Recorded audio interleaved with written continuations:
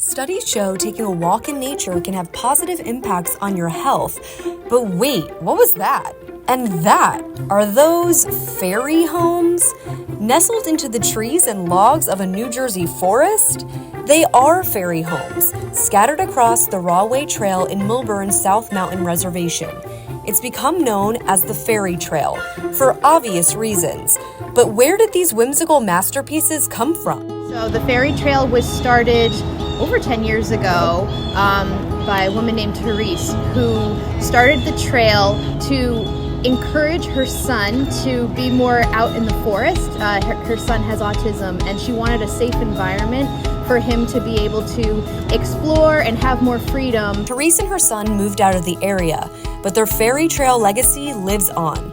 Volunteers now create whimsical fairy homes, and Beth Kelly and Julie Gould are the makers and keepers of the trail. I was introduced to the trail during the pandemic.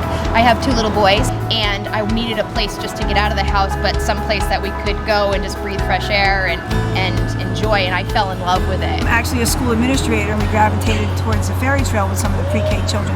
I caught the fever, I caught the magic, and just became the Fairy Trail builder, just jumped right in there to help here and there.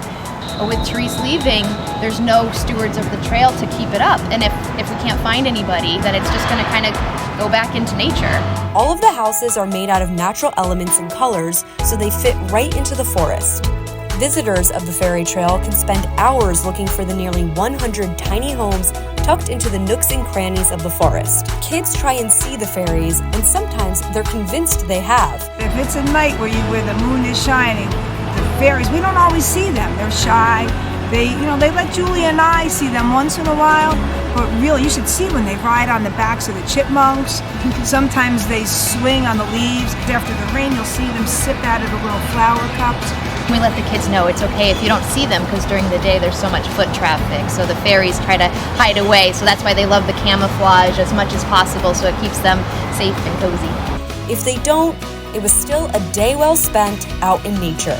It's a great place to clear your head and to explore and have that childhood wonderment, and for kids of all ages. Fairies might not be real, but this trail is certainly magical.